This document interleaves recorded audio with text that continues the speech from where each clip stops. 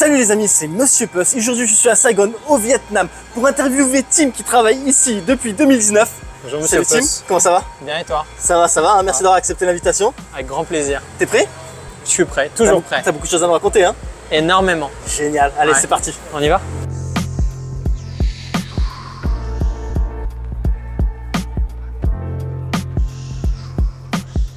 Commençons par le commencement. Peux-tu te présenter? Oui, bien sûr. Alors, je m'appelle Timothée Rousselin, je suis directeur de restaurant à Saigon. Je viens de Paris. J'ai travaillé 15 ans à Paris avant de venir au Vietnam. Et depuis presque 5 ans maintenant, je travaille en face de la cathédrale Notre-Dame de Saigon, dans un restaurant avec un cadre à la française. Top. Voilà. Ok, donc maintenant, avant de rentrer dans le vif du sujet, est-ce que tu peux nous dire qu'est-ce que tu faisais avant en France? Oui, alors pour résumer, je suis diplômé d'une école d'art appliqué à Paris, dans le 14e, l'école de Condé. D'accord. Et en parallèle de mes études, je travaillais dans la restauration, comme beaucoup d'étudiants. Et en sortant d'école, j'ai finalement fini par bifurquer dans les métiers de la restauration. J'ai travaillé dans des bistrots, des brasseries parisiennes. Et juste avant de venir au Vietnam, j'étais chez Jean-François Piège, qui est un chef assez connu en France, notamment pour l'émission Top Chef. D'accord. Et qui a maintenant 5, 6, voire 7 peut-être restaurants. À l'époque, quand je travaillais avec lui, j'avais eu la chance de faire l'ouverture de son grill à Paris qui s'appelle le Clover Grill, à côté du Louvre, et la réouverture de la Poule au Pot, qui est un établissement à côté des Halles, qui a eu 1 étoile en 2019 au Michelin. Top. Voilà. Ok. Donc, t'as bossé dans la restauration parce que ça te plaisait, c'est ça qui t'a fait bifurquer? Alors, au début par besoin? Au début par besoin, et j'y suis resté par plaisir. Je trouvais qu'il y avait énormément de points communs dans la restauration avec le monde de l'art. Du fait de l'identité des lieux dans lesquels je me trouvais à chaque fois et du storytelling qui changeait. Pour moi, l'art, c'est un moyen de s'exprimer. Et travailler en salle dans un restaurant, c'est verbaliser une forme d'art, culinaire, voilà. Que l'on soit effectivement, encore une fois, en bistrot, en brasserie ou en étoilé. Voilà. Il y a toujours ce rapport finalement au client, à la personne en face de soi, et l'histoire à amener à cette personne-là. Allez, maintenant, on rentre dans le vif du sujet. Pourquoi tu as choisi le Vietnam et pourquoi Saigon en particulier? Alors, pourquoi le Vietnam? En 2018, quand j'ai commencé à émettre l'idée de partir hors de France, je me suis dit, quitte à partir, autant partir loin. Beaucoup de gens, effectivement, notamment dans la restauration, vont s'expatrier en Angleterre, parfois en Espagne, parfois en Allemagne. Pourquoi partir si c'est proche? Pour moi, ça paraissait plus cohérent d'en profiter pour partir loin. Et après, je me suis dit que ma valeur allait peut-être être plus importante dans un pays où on voit que je suis un étranger. Donc ça mettait aussi d'autres destinations de côté. Beaucoup de gens, encore une fois, dans la restauration notamment, vont par exemple au Canada, vont en Australie, vont aux États-Unis. J'ai mis tout ça de côté. Et après, naturellement, l'Asie est venue comme quelque chose d'assez logique. D'accord. Et en continuant un petit peu sur le même raisonnement, je me disais que si j'allais dans un pays qui se développait plutôt qu'un pays déjà développé, j'allais être un produit entre guillemets rare également. Donc je voulais pas viser, c'était avant Covid, hein, la Chine ou bien le Japon ou bien la Corée. Et je pensais au sud de l'Asie. Et pour finir, mes parents avaient été en vacances au Vietnam cet été-là, je crois que c'était en 2018 ou peut-être l'été d'avant en 2017, et ils avaient adoré. Ils avaient adoré, ils étaient tombés amoureux du Vietnam, m'avaient raconté monts et merveilles à propos du pays, des paysages, mais surtout de la population. Et ils étaient extrêmement optimistes sur le développement du pays. Et puis après, au-delà de ça, comme le Vietnam a des racines françaises, je me disais que peut-être j'allais un petit peu retrouver quelque chose pour commencer au Vietnam, pas être complètement dans l'inconnu. Donc voilà, je suis parti comme ça, avec mon sac à dos, et je crois que j'avais à l'époque 4 000 €, quelque chose comme ça en banque, très peu. Ok, donc tu es vraiment parti presque sur un coup de tête alors? Alors, de partir comme ça en sac à dos à 4000 balles pour s'expatrier, oui et non, pas coup de tête parce que j'avais eu 3-4 mois quand même de réflexion. Donc c'était pas du jour au lendemain, mais bon, on peut juger que c'est rapide. Et après, ouais, j'avais rien parce que j'habitais à Paris. J'habitais dans le 17e arrondissement à Paris. J'avais 20 mètres carrés qui à l'époque coûtaient peut-être 900 € par mois, quelque chose comme ça. Donc déjà, tu vois, j'habitais dans un, comment dirais-je, presque dans une chambre de bonne, on peut appeler ça comme ça. Dans une boîte. Dans une boîte, voilà, dans une boîte à Paris. J'avais très peu de temps pour moi du fait de la restauration. Et quand je sortais, je me faisais plaisir, donc je mettais pas d'argent de côté, quoi. D'accord. Donc j'avais rien. Et puis, donc j'avais pas de propriété, pas de famille, pas de femme, pas d'enfant. Ouais. Donc pas d'accroche particulière, quoi. Ok. Est-ce que t'avais pas peur de partir avec un petit budget comme ça? Non. Non? Non. Si tu étais confiante, tu savais que… Bah, si ça marchait pas, je gagnais rien, je perdais rien, quoi. Après, j'ai toujours mes parents, donc si jamais ça marchait pas, je revenais en France et puis éventuellement, je pense qu'ils auraient eu la gentillesse de m'aider. Mais j'étais assez confiant parce que je pense que malgré tout, on a un très très beau pays avec une belle culture, avec des beaux produits et qu'on a un savoir-faire, en tout cas dans certains domaines, dont celui de la restauration. Donc j'étais quand même assez confiant de ce que j'avais appris dans les différents établissements dans lesquels j'étais passé. Comme je te disais tout à l'heure, j'ai fait quand même des endroits assez différents les uns des autres. Ouais. Et malgré les difficultés, j'avais toujours réussi à m'adapter. Donc pour moi, si quelque part j'arrivais à m'adapter dans un climat parisien, ça devait pouvoir le faire aussi à l'étranger. Et puis après, il y avait la carte. J'avais une clientèle asiatique depuis un moment à Paris, dans 3 établissements particulièrement où j'avais travaillé. Je commençais un petit peu à comprendre la culture asiatique et je savais qu'en tant que Parisien, j'avais quand même mes chances et que ça pouvait être confortable. Qu'on allait en tout cas me donner ma chance. Et puis après, à côté de ça aussi, je ne l'ai pas mentionné tout à l'heure, mais à l'époque, je me passionnais pour le vin beaucoup. J'assistais le sommelier. Alors, je ne vais pas dire que j'ai des grandes connaissances, mais je connaissais un petit peu. Et je savais aussi qu'en Asie, c'était une qualité qui était recherchée, quelqu'un qui connaissait le vin français. Voilà. Je me suis dit, c'est le bon moment, j'ai 30 ans, j'ai l'expérience qu'il faut derrière, j'ai 30 ans donc j'ai encore plein d'énergie et puis voilà, j'ai la motivation donc si je le fais pas aujourd'hui, demain je pourrais pas le faire, quoi. Exact. Voilà. Donc tu n'avais pas d'appréhension, tu n'avais pas des peurs Ah mais si, on en a toujours. J'en ai encore hein, tous les jours. Mais voilà, ça fait partie, ça pimente, c'est ce qui pimente un peu la vie. C'est quoi tes appréhensions? C'était quoi tes appréhensions avant de partir? L'échec? Oui, bah l'échec, oui, toujours un peu, parce que il faut quand même réussir à construire sa zone de confort quand on arrive quelque part. Donc il faut avoir une forme d'équilibre. Donc j'avais un petit peu peur je ne savais pas trop comment j'allais le construire, en combien de temps j'allais avoir mon équilibre, quoi. Ça, et puis en arrivant, j'ai découvert des difficultés auxquelles je ne m'attendais pas. De type culturel peut-être Culturel, oui, mais ça je m'y attendais. Mais la langue, maintenant c'est un petit peu mieux, mais à l'époque à Saigon, donc à l'époque c'est pas il n'y a pas longtemps, mais il y a 4 ans, il y avait très peu de gens qui parlaient anglais dans mon secteur. Et la clientèle que j'ai à Runam, c'est une clientèle essentiellement vietnamienne et mes clients parlaient presque pas anglais non plus. Ah d'accord, voilà. Ça devait être chaud patate au début. Hein. Bah c'était le challenge, quoi. Mais c'est comme ça que j'ai appris l'anglais aussi. Hein. À Paris, j'ai appris à parler anglais dans un bistrot qui avait essentiellement des touristes. Je ne le parlais pas où j'avais la base scolaire et je l'ai appris parce qu'au contact clientèle, ça s'est fait, quoi. Et donc pour le Vietnam, j'ai fait pareil. Voilà, j'ai appris les mots de base. Bonjour madame, bonjour monsieur. Au Vietnam, il y a cette particularité de toujours se positionner face à la personne en face. Donc il faut appeler petit frère, petite sœur, grand frère, grande sœur, oncle, tante ou ancien. Donc ça a été un petit peu technique. Et puis après, dans un restaurant, on utilise souvent les mêmes mots. Les mêmes bases de mots, bonjour, vous êtes combien, à l'intérieur, à l'extérieur, cette table, celle-ci, qu'est-ce que vous buvez, bon appétit, etc. Donc cette base de mots, comme je devais la répéter à chaque table, je me forçais vraiment à faire du service au départ. Comme je devais la répéter à chaque table, au fur et à mesure, ça s'est fait, quoi. C'était presque un automatisme après. Au bout d'un moment, ça l'est devenu.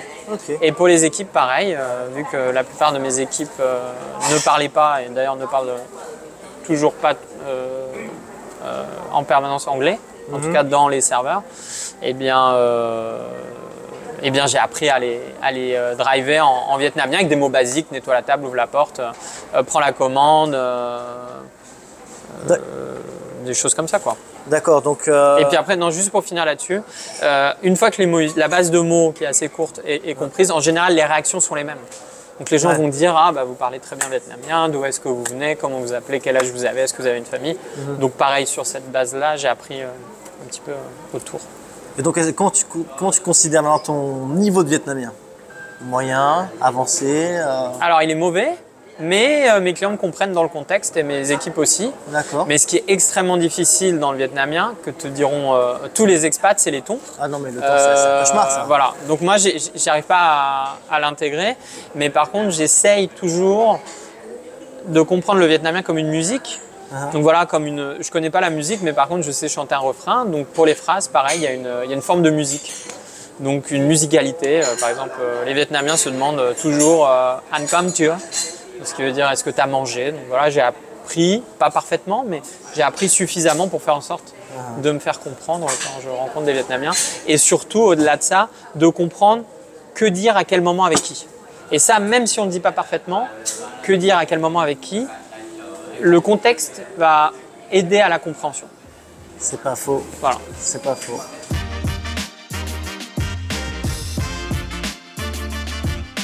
Donc tu travailles à Runam d'Or, c'est ça? Runam d'Or, ouais. C'était ton premier boulot dès que tu es arrivé ici? Absolument. D'accord. Est-ce que c'est compliqué de trouver du travail au Vietnam? En dehors de Tet, peut-être un petit peu, mais pendant Tet, pas du tout. Alors je suis arrivé décembre-janvier, et j'ai mis mon CV en ligne. Et donc Tet, c'est en général fin janvier, début février. Ouais. C'est le nouvel an lunaire.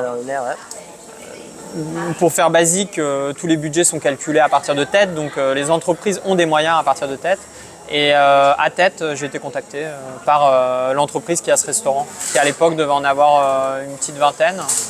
Ça s'est resserré après pendant le Covid, et là on a de nouveau réétendu, on en a plus d'une vingtaine. Donc, et ils m'ont contacté, ils ont vu mon CV en ligne. Tu as trouvé du boulot rapidement ou Bah, il m'a fallu un mois. Un mois? Le temps que je mette mon CV en ligne et que Tet arrive. Et une fois que Tet était là, ils m'ont contacté. Ils m'ont appelé. C'était quoi? Comment tu t'es débrouillé dans ta recherche de boulot? J'ai mis sur 4 sites.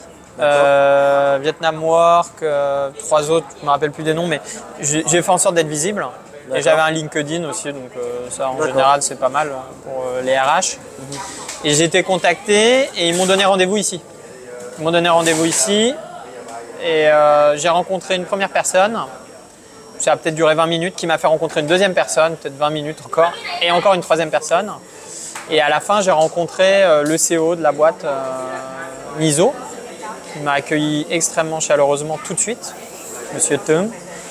Et plus tard, dans la semaine, j'ai rencontré le créateur de Runam, qui s'appelle Monsieur Khan, et qui est un homme fantastique, qui a fait fortune dans le design d'objets, design d'espace. Tout ce que j'ai là autour de moi, ça sort de ces usines.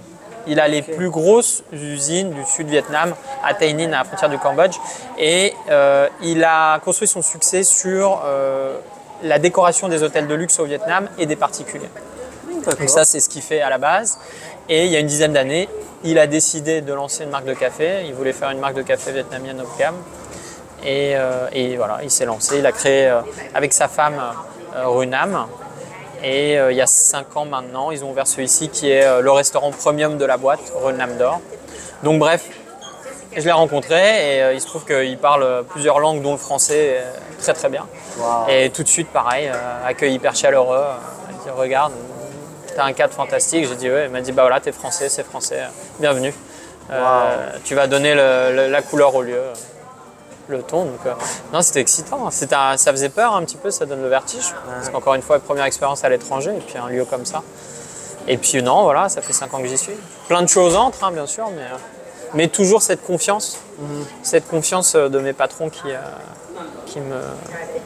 me touche énormément. Okay. Voilà. Et qui est extrêmement présent d'ailleurs dans la culture vietnamienne.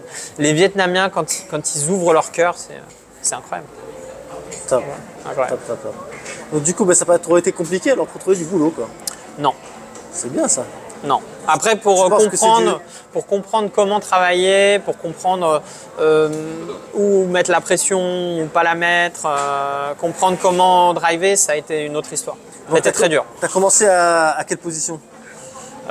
Directeur, floor manager. Donc, tout ce qui est au niveau du terrain, du training des équipes, du relationnel client. de l'ambiance du restaurant, etc. Et après, l'aspect logistique, je travaille en binôme avec une personne vietnamienne qui aide pour le lien avec les bureaux, parce que, encore une fois, Nizo, qui est le groupe qui a Rue Nam d'Or, a également une vingtaine d'autres restaurants, donc c'est une grosse machine. D'accord. Voilà. Et du coup, c'est quoi les difficultés majeures que tu as rencontrées quand tu es arrivé ici, que tu as commencé à bosser? Ah ben il y en a plein. J'imagine que dans tous les endroits où j'ai travaillé à Paris, par exemple, j'avais toujours, avant d'être manager, j'avais toujours un manager derrière le dos qui me disait va plus vite, ouvre la porte, passe le balai, change les cendriers, va plus vite, va plus vite. Ça se faisait par la pression, comme le football par exemple.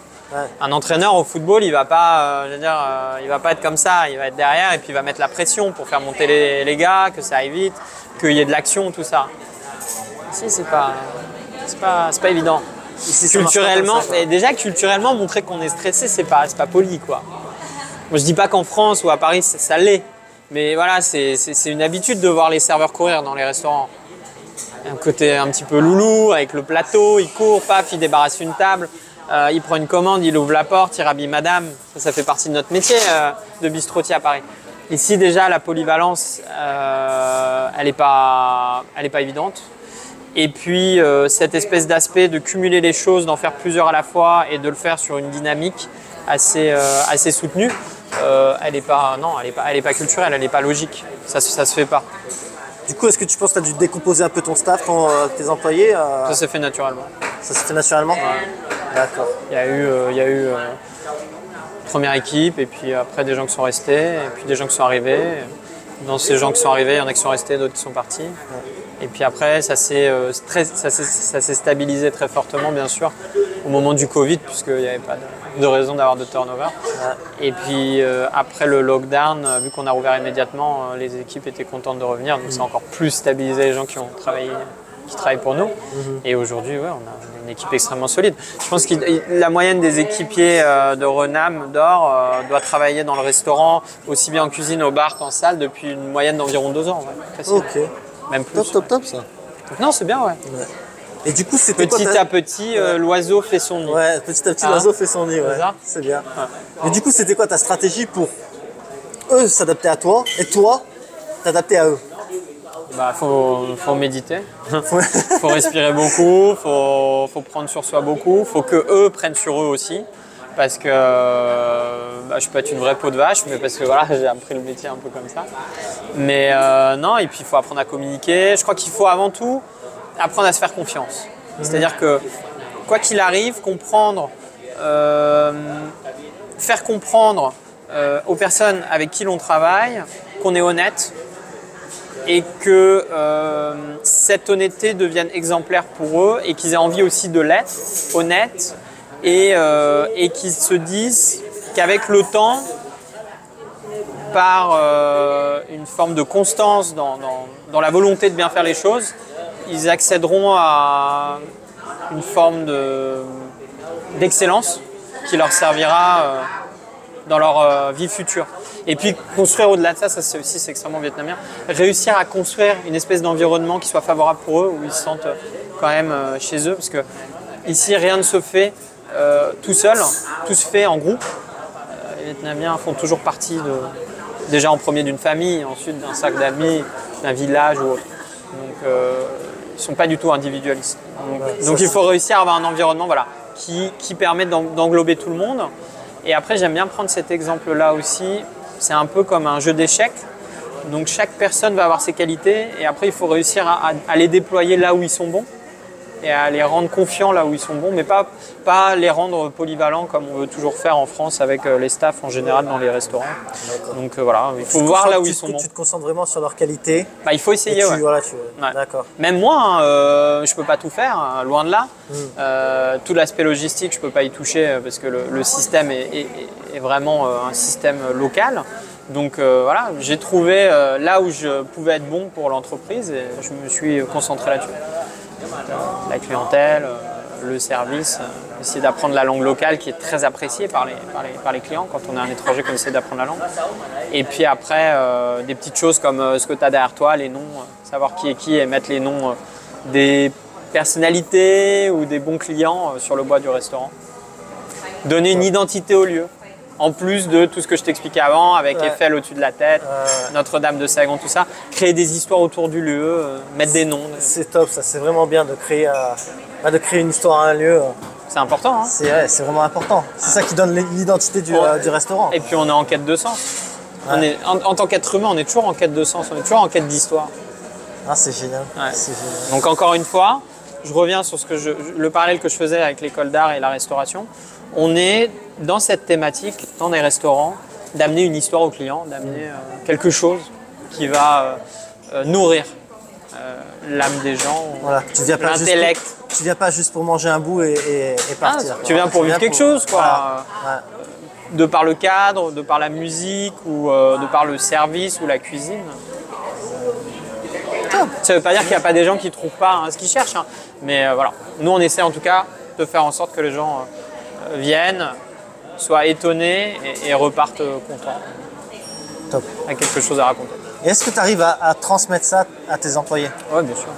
Ils arrivent bien à comprendre, à assimiler et le retransmettre aussi quand ils bossent sur le terrain, quoi.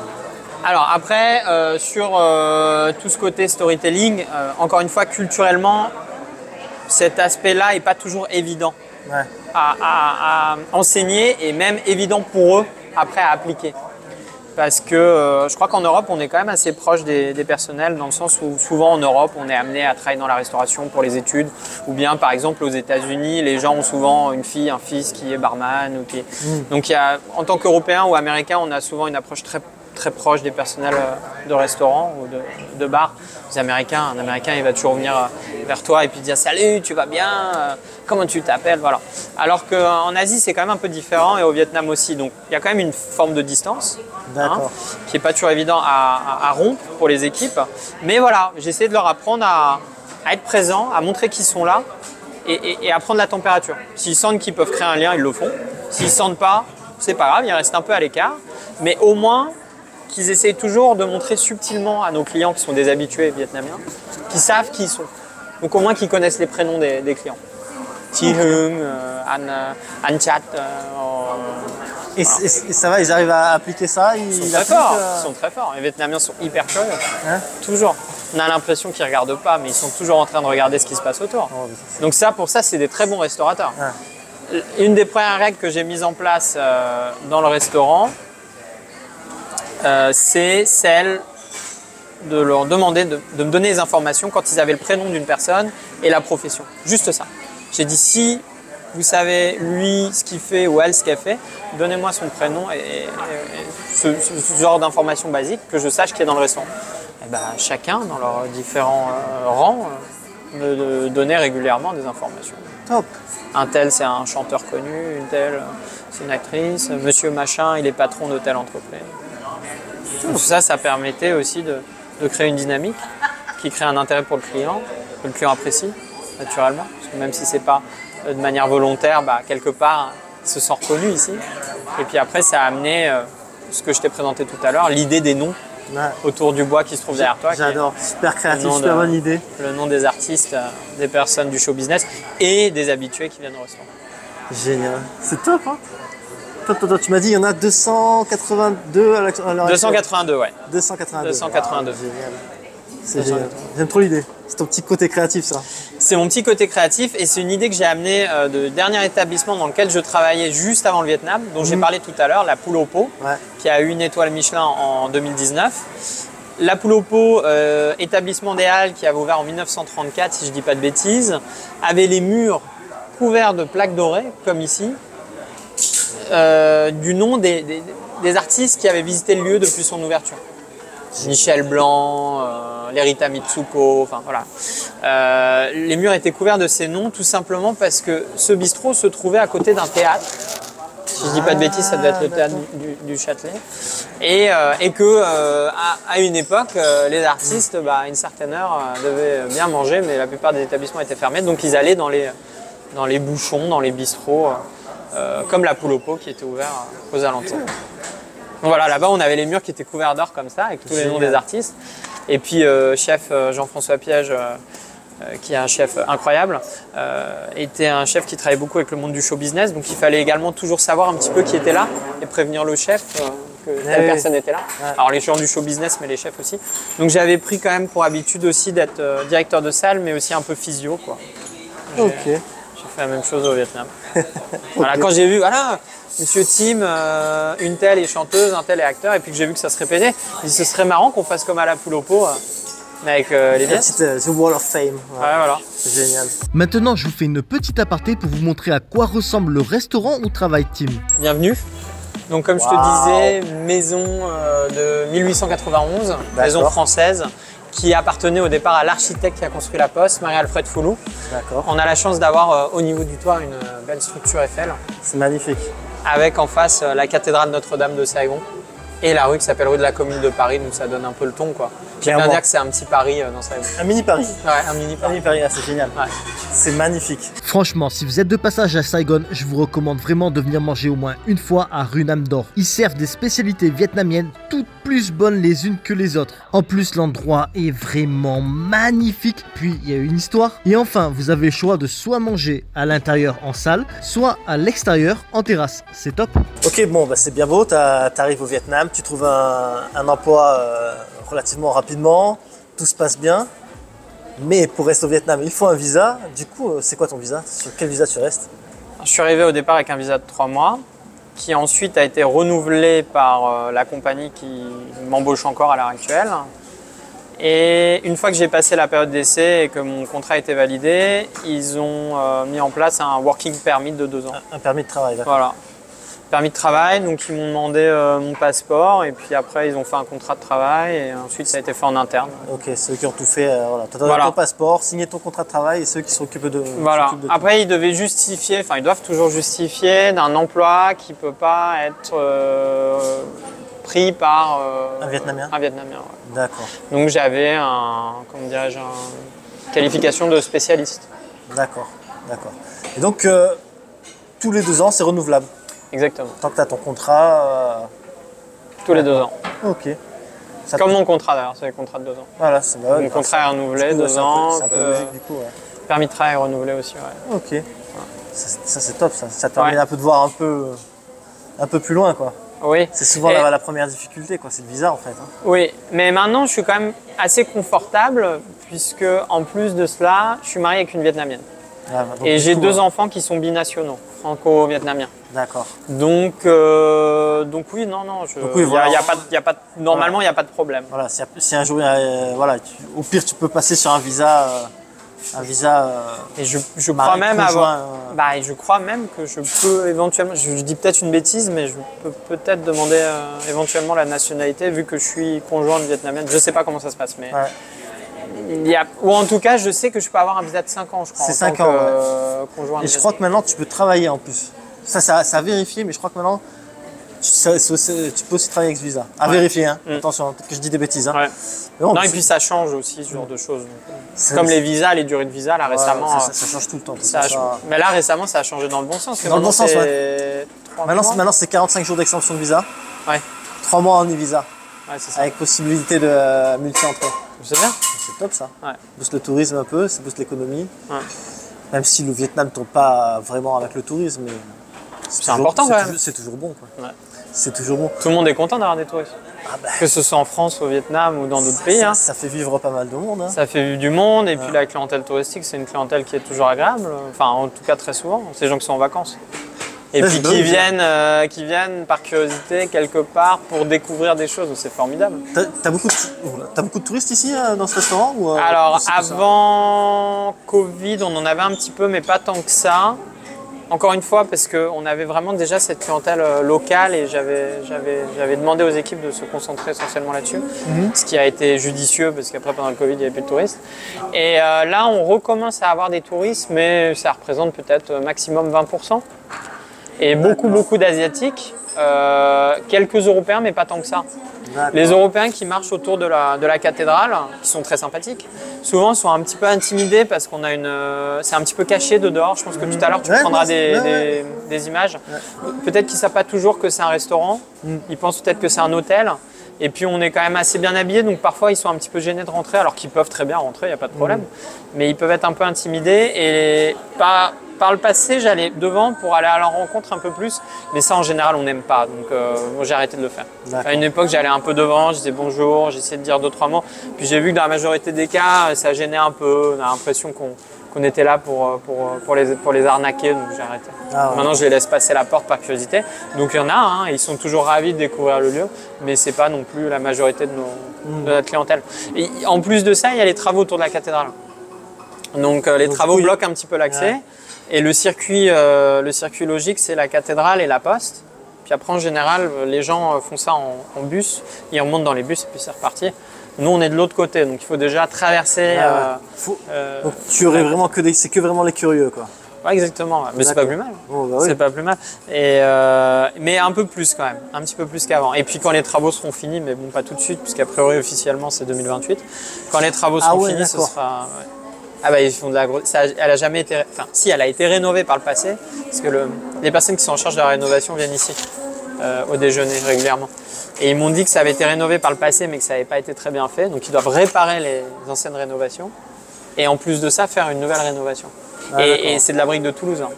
Ah ouais. Donc ils importent les matériaux. Ouais, c'est pour ça. C'est des étrangers. C'est pas des Belges qui rénovent. Ouais, c'est des Belges. Absolument. Ils sont très sympathiques. C'est pour ça que ça prend du temps. C'est ce que j'essaie d'expliquer à chaque fois. Ah, mais pourquoi c'est aussi long? Bah déjà, au Vietnam, ils n'ont pas vraiment cette expérience de rénover des monuments, premièrement. Ouais, non. Et puis bon, voilà, c'est des matériaux qui viennent de France, c'est du personnel qui vient de l'étranger. C'est la première vraie rénovation. Oui, voilà, ils me disent, on gratte et on trouve des trucs tous les jours à réparer. Parce qu'en fait, ils mettaient des cache-misères un peu partout par le passé. Ouais. Enfin, je ne veux pas critiquer les anciens restaurateurs, mais de ce que disent les nouveaux, ouais, c'est un sacré chantier. Ouais. Et ben voilà, on verra la façade de notre état. L'important, c'est qu'elle soit jolie. Exactement. Voilà, donc on va attendre. Peu importe le temps, l'essentiel, c'est le résultat. Ma femme est pareille, elle met toujours du temps pour se maquiller, pour se préparer, mais le résultat est là après. On est en retard, mais au moins elle est jolie. Voilà, faut voir les choses comme ça. Faut voir les choses comme ça. En parlant de ta femme, est-ce que tu peux nous dire comment vous êtes rencontrés? Oui, bien sûr. On s'est rencontrés sur Facebook. D'accord. Voilà. Ok. En commençant à travailler ici, je me suis aperçu très rapidement de l'importance des réseaux sociaux et j'ai commencé à être extrêmement actif, notamment sur Facebook. Tous les Vietnamiens sont sur Facebook, tous mes clients. C'est un truc de dingue, ouais. Et ça me permettait de créer une forme de lien, de réseau. Donc voilà, après j'ai pris l'habitude d'être sur Facebook et puis j'ai créé des liens avec mes clients et puis d'autres personnes m'ont demandé. J'ai augmenté mon cercle d'amis, on va dire. Et ma femme a fait partie des gens qui m'ont demandé sur Facebook. Puis après, on a été amenés à se rencontrer. Et puis tout de suite, ça a été le coup de foudre. Ça cache tilté. Ouais. Puis il y avait cette logique aussi de fonder un foyer qui s'est quand même assez vite imposée ici. Du fait de l'importance de la famille au Vietnam, j'ai tout de suite senti que ça allait être une logique qui allait arriver rapidement. Donc ça s'est fait rapidement. J'ai rencontré ma femme peut-être 1 an après être arrivé. Ok. Oui, c'est ça. 1 an après être arrivé. Ok. Et donc, tu m'as dit tout à l'heure, tu as un petit garçon. J'ai un petit garçon qui a 2 ans et une petite fille qui a 1 an. D'accord. Ah ouais, le choix du roi, tant qu'à faire. Le choix du roi. Hein? Tu connais ça, non? Le choix du roi. En Italie, vous avez ça aussi, non? Le choix du roi. En France, on dit le choix du roi, parce que quand tu fais un garçon en premier, tu as l'héritier qui... Voilà, donc après, tu peux faire une fille. Ouais. Choix du roi. Parfait. Parfait, t'as fait le boulot, ça y est. En vérité, je n'ai pas fait exprès, mais voilà. Ah bah ça, de toute façon, tu choisis. Non, mais je sais pas. Mais j'ai pas fait exprès. Si tu arrives à choisir de faire un garçon et une fille, c'est très bien si on arrive à choisir. Enfin, il y en a qui arrivent à choisir maintenant. Ah bah oui, maintenant, avec la technologie, ça... Mais nous, sans technologie... Voilà. Boum, c'est ça. Comme ça. Bah, tu peux faire comme ma soeur. Ma soeur, elle a fait des faux jumeaux, un garçon et une fille. Boum. Ah, superbe. Ah ouais? Ouais. Naturellement? Naturellement. Superbe. Ouais. Bravo. Voilà, une fois. Bravo la soeur. Travail est fait. Bravo. Travail est fait. Ok, donc ça fait combien de temps que vous êtes ensemble avec ta femme? 4 ans, non? Non, on est mariés depuis 3 ans. 3 ans. D'accord. Ouais. Ok, donc... On a fait un enfant en 4 mois. On était ensemble depuis 3-4 mois. Quand elle est tombée enceinte. Ouais. Ah ouais, d'accord. Et on s'est mariés. On s'est mariés pendant le Covid d'ailleurs. On s'est mariés le 11... Attends, faut pas que j'oublie la date de mariage. On s'est mariés le 22-11-2020, voilà. 22-11-20. Ah, bientôt 3 ans donc. Ouais, bientôt 3 ans. Et c'était un super mariage pendant le Covid et il y avait 300 personnes. C'était assez improbable. Ouais. C'était assez improbable. C'était l'époque en plus où tu allumais ta télé, le monde était en panique, il fallait pas de rassemblement, il fallait pas de...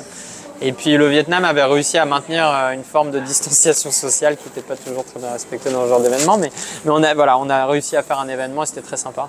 Cool. Et on a bu beaucoup d'alcool. Enfin, j'ai bu beaucoup d'alcool parce que tu sais, pendant les mariages vietnamiens, tu dois boire un peu avec tout le monde. Tu vas aux tables. Ouais, Tu fais mon private bio là.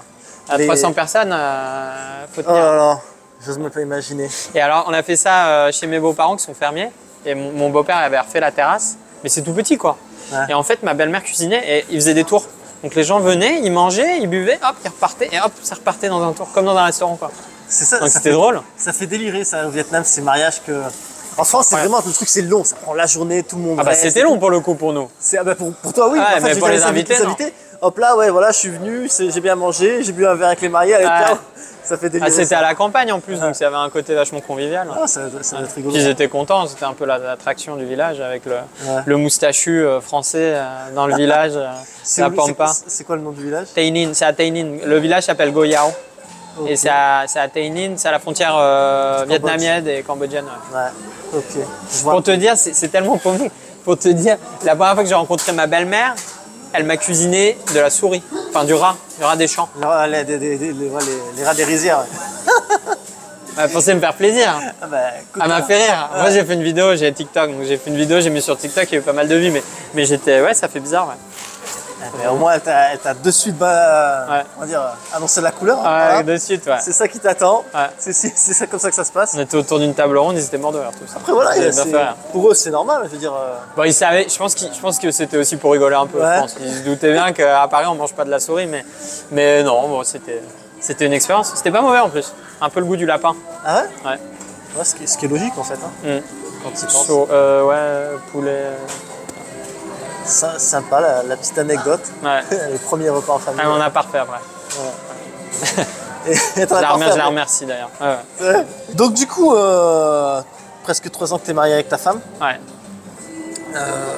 C'était pas trop dur au début au niveau culturel et tout ça ou Ah non. tu t'es très vite adapté? Ah non, mais les Vietnamiennes sont c'est exceptionnel, c'est incroyables. Ouais. Il n'y a pas photo. Non, ma femme, dès le début, ça a été incroyable, quoi. Et encore maintenant, tous les jours, c'est priorité pour la famille, priorité, désolé, c'est un peu égoïste, mais priorité pour moi. Non, tout de suite, tout a été beaucoup plus simple, au contraire. Donc vraiment pas de difficulté, rien, Non. tout a marché comme sur des roulettes dès le début. Ah ouais, tout de suite. Et Ok. même ça continue pour tout. Enfin, C'est c'est incroyable. Non, j'ai une chance incroyable. Je suis parti sur, comme tu disais tout à l'heure, presque un coup de tête et j'ai trouvé tout ce qui me manquait au Vietnam. Maintenant, je suis content. J'ai 2 enfants t'es incroyables. vraiment épanoui quoi en fait. Ouais. J'ai une femme adorable et puis j'ai un environnement aussi qui me permet d'avoir une famille. Le Vietnam, c'est hyper safe, tu vois. Tu peux sortir le soir, il n'y a pas de problème. C'est clair. Tout est adapté autour pour les enfants, pour la famille. Non, c'est hyper confortable. C'est clair. Du coup, comment tu définirais les femmes vietnamiennes en règle générale? Forte, dévouée. C'est elle qui gère tout, mais dans l'ombre, quoi. Ou parfois non, pas dans l'ombre, mais c'est pour moi, le Vietnam repose entièrement sur elle. Elles sont fortes. Enfin, je ne le dis pas que pour ma femme, ma belle-mère, c'est pareil. Hein. Bah, c'est Ma vrai belle-mère, quand mon fils est né, ma belle-mère est immédiatement descendue. D'ailleurs, juste avant, elle est venue à Saigon. Et elle est restée presque 2 ans, jusqu'il y a un mois, La pour famille, aider. c'est vraiment important Ah, au Vietnam. et même c'est s'ils s'engueulent, hein, incroyable. parce qu'ils s'engueulent, hein, attention. Hein.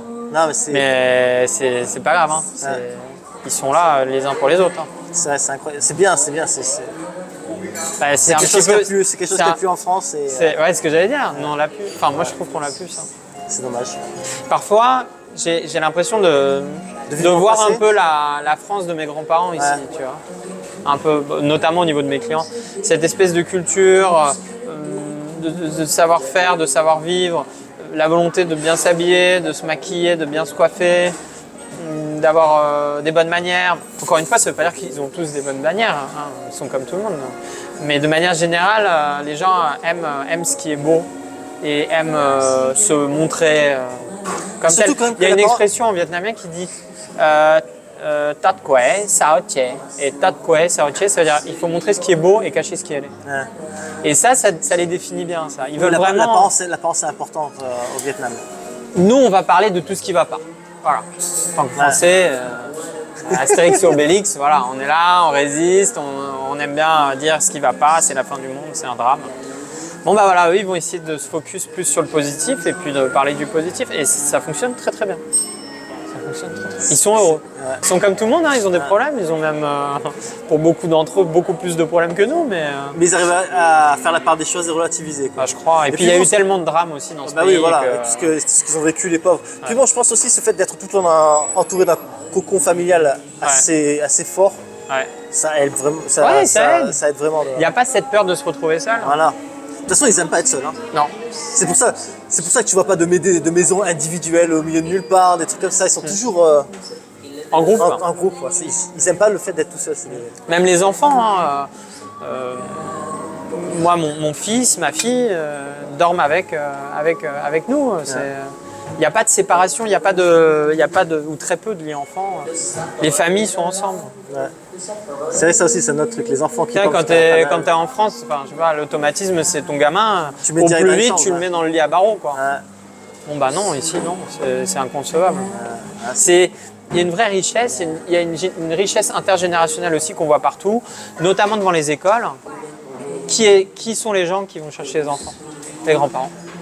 Les grands-parents ont vraiment une importance dans la... C'est les grands-parents qui s'occupent des enfants.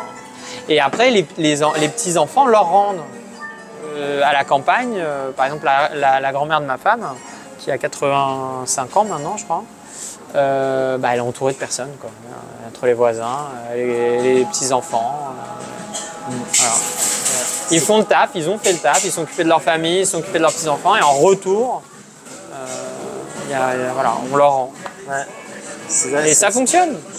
Ça fonctionne bien, pourvu que ça dure. Ouais. Après, encore une fois, il y a des exceptions, hein, mais. De toute façon, on vit pas d'un. Mais je crois qu'il y a quand même parfait, un peu moins de solitude en Asie. Ah, mais clairement. Ouais. Au niveau des personnes âgées, c'est incomparable, je pense. Et puis ils sont là, ils ont la banane tous. Ouais, ils font délirer. Voilà. Ils sont super curieux, j'adore. Ils sont curieux, bien sûr. Il y a eu quand même un certain temps, il n'y avait pas beaucoup d'étrangers aussi. Puis il n'y en a encore pas trop, donc c'est vrai que les gens sont curieux.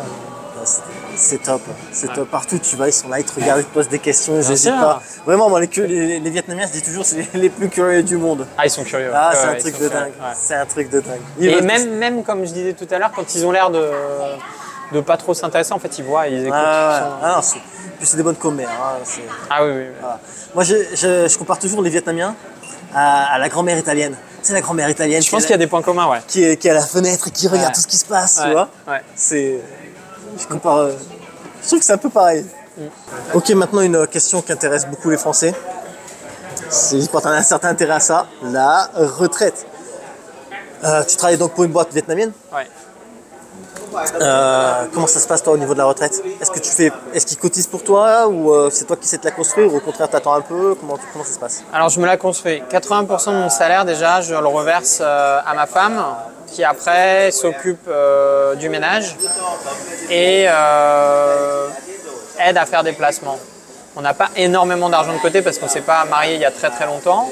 Mais pour l'instant, on essaie de se focus sur la capitalisation et on a acheté 2 fois déjà, quand on peut, des petits bouts de terrain à droite à gauche. D'accord, voilà. Très vietnamienne. Voilà, exactement. Ouais. D'accord, donc c'est ton moyen à toi à vous de vous préparer pour la, entre guillemets, la retraite. Voilà. Pour rappeler la retraite. Quoi. Ouais. Ok. Pour ça, j'ai le temps encore. Bon, t'as le temps, voilà, t'as le temps. Après, j'aimerais bien être chef d'entreprise aussi. T'as des projets Bah oui, bien sûr. T'aimerais bien faire un petit resto Un jour, j'aimerais bien. Ouais. Je sais pas quand, je sais pas comment, je sais pas avec qui. Je sais où, puisque le Vietnam, pour moi, c'est mon pays. Ouais. Mais j'aimerais bien, un jour, de pouvoir avoir mon affaire. D'accord. Ce serait bien. C'est pas logique. Donc, tu viens de dire le Vietnam, c'est ton pays? Ouais. La France aussi, attention, je ne renie pas mes racines. Du coup, tu te vois rester vraiment au Vietnam alors? Oui. Ouais. Ouais, je trouve qu'il y a un dynamisme ici qu'il n'y avait pas en France quand je suis parti. Les choses sont assez flexibles, tout bouge assez rapidement, dans les deux sens, mais ça bouge quoi. Et on voit le pays se construire, donc c'est intéressant, et la population est extrêmement jeune. Ouais. Donc pour moi, il y a des choses qui font que, dans mon cas, c'est plus viable d'être ici. Mais après, j'adore la France. Hein. Ah, ok. J'adore. Un autre sujet aussi que les Français aiment beaucoup. Donc, bien évidemment, encore une fois, tu travailles pour une boîte vietnamienne. Donc, tu n'as pas la sécurité sociale. Comment ça se passe? Alors, une assurance? l'entreprise me paye une assurance. D'accord. Une bonne, pas une très bonne, je dirais pas non plus ça, mais une bonne assurance. Non, une bonne assurance. Et après, à côté, on a des complémentaires avec ma femme.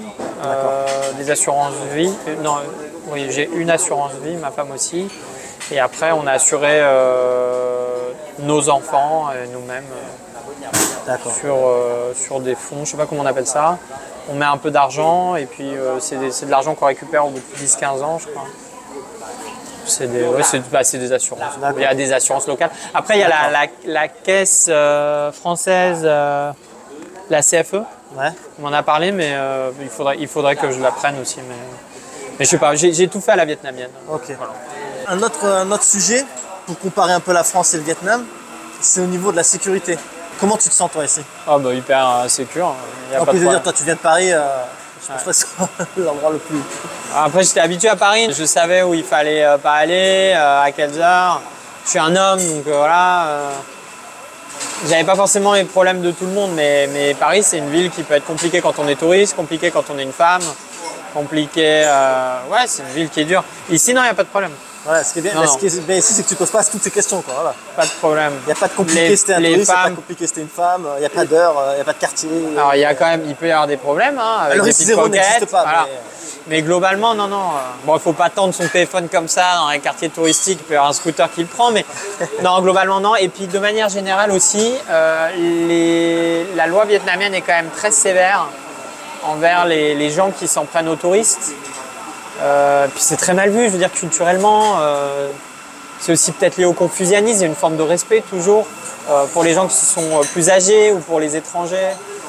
Enfin de manière globale et puis de manière générale, les Vietnamiens ne sont pas agressifs, donc c'est pas particulièrement des bagarreurs. Les femmes, moi de ce que je vois, peuvent sortir bien habillées, bien maquillées. Elles ne se sentent pas, elles vont pas se sentir dans un milieu dangereux pour elles, je crois. Et voilà, non, il n'y a pas de problème. Pour mes enfants, pareil, aucun souci. Les gens vivent ensemble, donc dès qu'il y a une forme de danger, le message est passé et la communauté s'occupe de mettre un petit peu à l'écart les gens qui sont dangereux, je crois. Les gens qui ont des problèmes avec les autorités vietnamiennes ou qui font des erreurs, comment dirais-je, la justice est assez sévère, je pense. Donc voilà, ça décourage l'envie d'être malhonnête, on va dire. Ça rigole moins. Ouais, ça rigole pas, je pense. Ouais.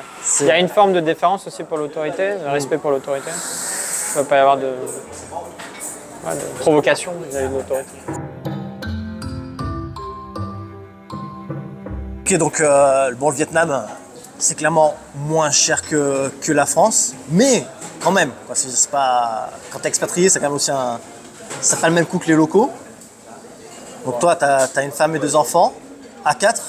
Tu considères c'est quoi le budget normal, adéquat pour vivre normalement, pas pour survivre, ici à Saigon au Vietnam? Après, comme tu l'as dit, j'ai une famille.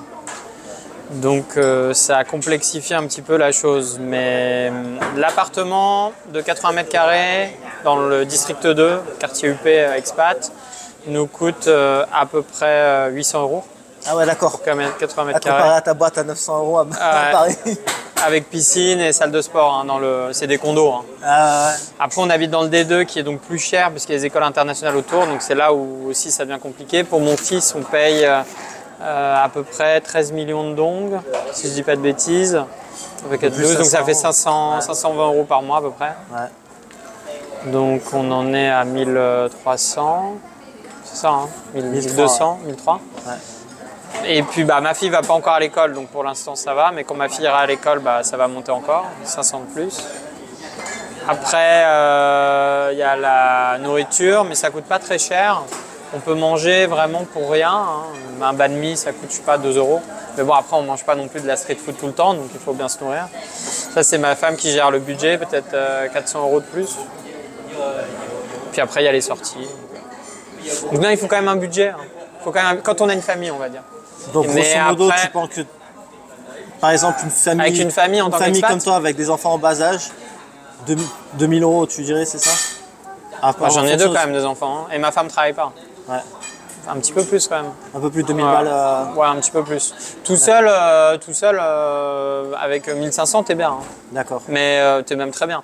Mais avec une famille, il faut compter quand même un petit peu plus. Puis après, il y a les assurances aussi à payer par mois, D'accord. les complémentaires, les machins. Il faut quand même. Non, il faut Ça chiffre quand même vite. un petit peu. D'accord. Bah après, c'est un choix de vie. Hein. Ah bah oui, Mes non, enfants, ça, ils vont à l'école internationale. Ils pourraient très bien aller à l'école L'école publique. publique, ouais. Donc c'est un choix. Ok. On habite dans le D2, encore une fois, lié aux écoles internationales. On pourrait Ouais, très donc, bien habiter dans un quartier beaucoup moins cher aussi. Hein. Ok. Puis voilà, après, il y a plein de petites choses. Avec ma femme, on aime bien le restaurant. Moi, j'aime bien les beaux costumes, les belles cravates. Tu fais des sur-mesures ici? Alors, j'ai été contacté par Taimen, qui est un tailleur sur mesure qui est dans le D2. Ouais. Qui m'a offert un costume, un premier costume pour utiliser mon image pour le lieu. Et j'ai tellement aimé que j'y suis retourné. Donc maintenant, j'ai mes costumes sur mesure à Taimen. Ça me coûte un petit peu plus cher que chez un autre tailleur, mais ils font du très bon boulot. Un sur mesure, comme celui-ci, c'est à peu près 400 €. 3 pièces. 3 pièces. Ah, ok. 3 pièces. 3 pièces avec un beau tissu, des belles coupes, tout qui tombe bien. Mais bon, après, on trouve des tailleurs pour 120 €. Hein. Ah. Ça dépend ce qu'on cherche aussi. Puis bon, comme ils m'ont offert un premier costume, j'étais content. Après, on s'est liés d'amitié et puis voilà, je soutiens un peu le business aussi. Top, top. C'est bien ça. Bonne mentalité. Ça fait combien de temps déjà maintenant que tu es arrivé au Vietnam? Presque 5 ans. 5 ans. Presque 5 ans, 4 ans et demi. D'accord. T'es retourné en France entre temps ou Mois de novembre dernier. une seule fois ou- Une seule fois. Non, je suis retourné 2 fois, pardon. Deux Je suis fois. retourné en 2020, Ouais. en février 2020. Ou juste avant le Covid? Ouais, et j'ai eu la chance de revenir quelques jours avant que le Vietnam ferme complètement les frontières, Waouh. fin février. Il me semble que le Vietnam a totalement fermé les frontières avec l'étranger le 1er mars. 17 mars. Je 17 mars, Je voilà. devais rentrer, je me suis fait sucrer. Ouais, ok. J'ai dû revenir peut-être le 30. Ouais. Non, il n'y a pas de 30 Y a en pas de février.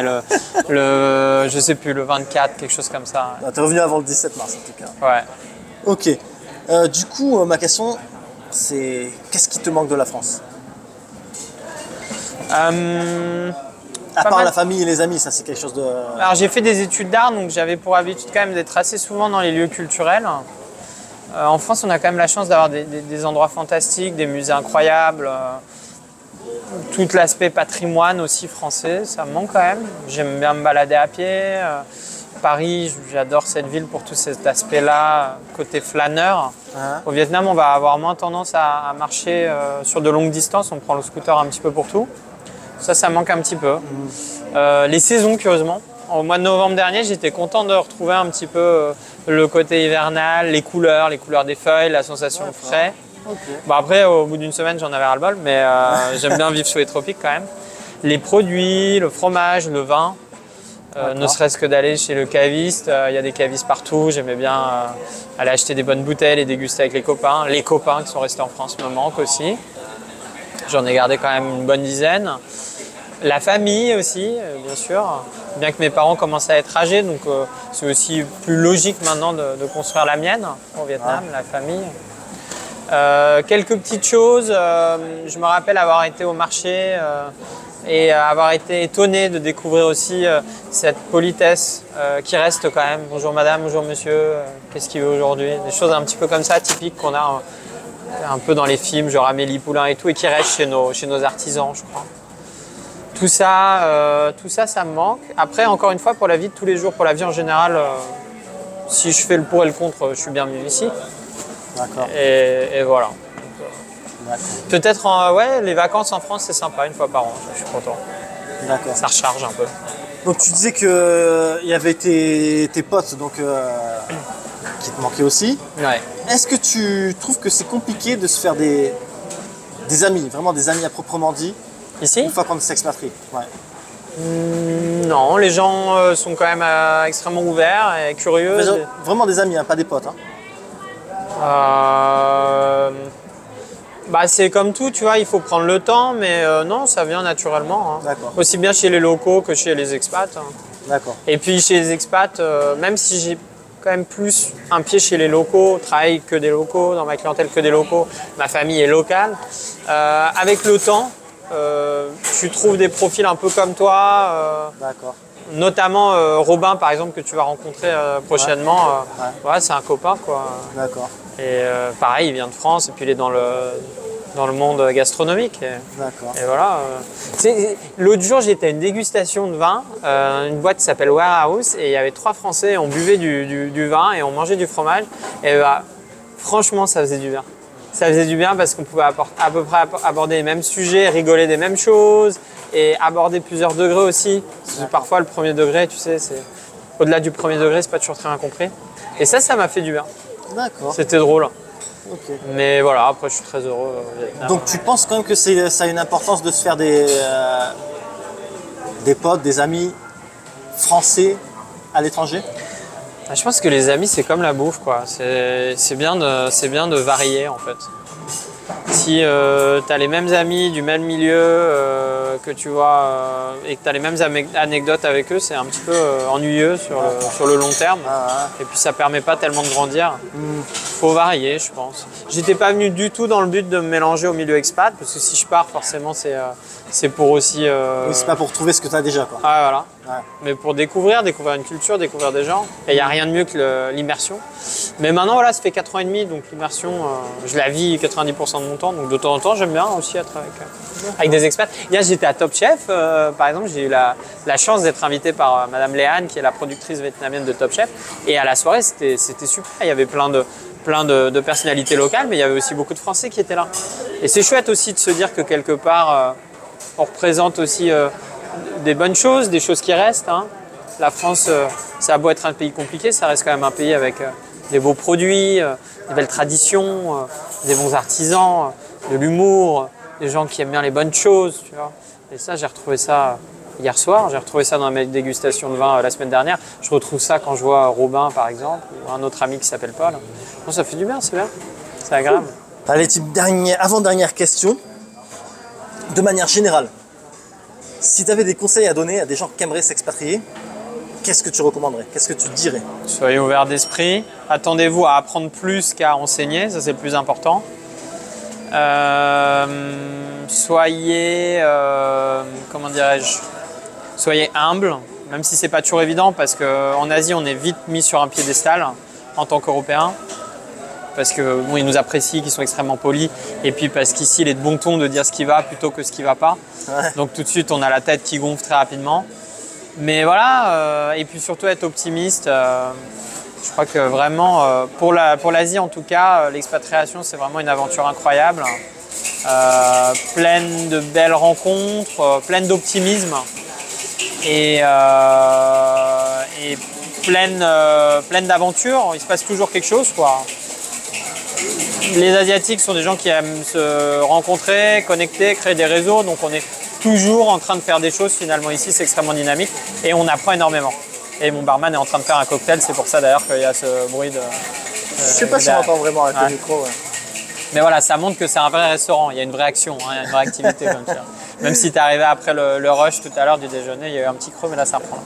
Donc non, je crois qu'il faut, voilà. Et puis il ne faut pas hésiter, faut vraiment pas hésiter, le monde est fantastique, le monde est formidable. Il y a des choses bien qui se passent, il n'y a pas que du négatif. D'accord. Donc maintenant on arrive à la dernière question. Avec maintenant l'expérience que tu as acquis, si tu devrais dire quelque chose au team d'avant de partir, qu'est-ce que tu lui dirais? Qu'est-ce que je lui dirais? C'est une très très bonne question. Je lui dirais vas-y et serre les dents parce que ça va pas être facile, mais vas-y, ouais. C'est le bon choix. C'est peut-être un des meilleurs choix que tu vas être amené à faire. Et vas-y. Parce que c'est un choix qui est dans le sens de la vie, puisque je me suis marié, j'ai des enfants, donc non, c'est le meilleur choix que j'avais à faire. Le meilleur choix que j'avais à faire. D'accord. Et puis après, à côté de ça, je lui dirais rase-toi la tête et fais-toi pousser une moustache. Parce que le team qui était à Paris, il avait les cheveux longs et pas de moustache. D'accord. Et fait un petit régime aussi. D'accord. Voilà. Ok. Et voilà les amis, c'est la fin de cette vidéo. Merci Tim d'avoir partagé ton expérience. Franchement, c'était super intéressant et j'espère que ça va inspirer plus d'un. Avec grand plaisir. Avec grand plaisir. J'espère effectivement que ça va en inspirer plus d'un, que ça va aussi permettre à certains curieux de passer la porte de notre bel établissement et que ça va t'aider bien sûr à avoir plus de visibilité sur ta chaîne YouTube. 1 million d'abonnés. Voilà. 1 million d'abonnés bientôt. Bientôt. Il y a un long chemin à faire. En attendant, je vous recommande vraiment de venir ici à Runam d'Or. Le restaurant est super stylé. Vous y mangez bien. Bonne atmosphère. Super staff, super service. Je vous recommande l'endroit à 300%. D'ailleurs, il va être dans mon e-book Vietnam. Et ceci dit, les aventures au Vietnam continuent, les aventures en Asie continuent. Donc si vous désirez ne rien manquer, n'hésitez pas à vous abonner. Et je vous dis donc à la prochaine sur ma chaîne La Bizette. Moi, petite Bizette. Bizette. La Bizette. Allez, à la prochaine.